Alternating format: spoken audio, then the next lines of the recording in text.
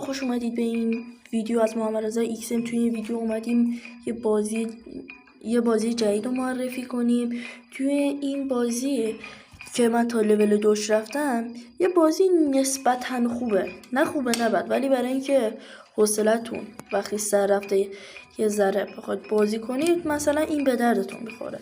توی این بازی الان من تا لول 2 رفتم که میریم شروع کنیم، ولی قبل از شروع بازی و هر چیز لایک و فالو رو بکوبید و بریم سراغ ویدیو.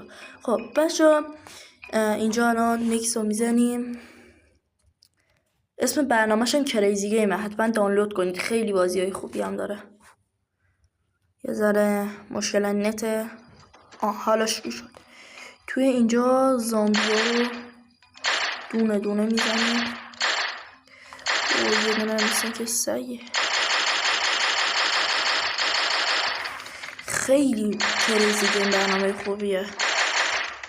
الان من تا لول 3 رفتم، قطعا هم قوی تر میشن هرچی بره جلوتر. یادتون نره که لایک و فالو کنید. تیر تفنگم هم تموم میشه. حالا دوباره پر میکنه. اوه یه ذره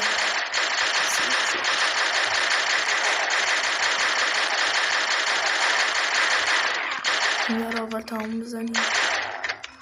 و این مدت بازی که معرفی کردم الان لول 3 هم حتما برید اینو توی کریزی گیم بازی کنید. الان من میام بیرون یه ذره.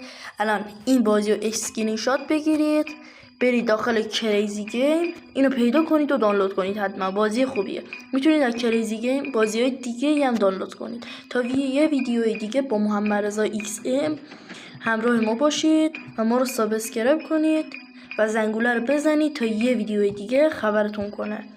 فعلا خداحافظ.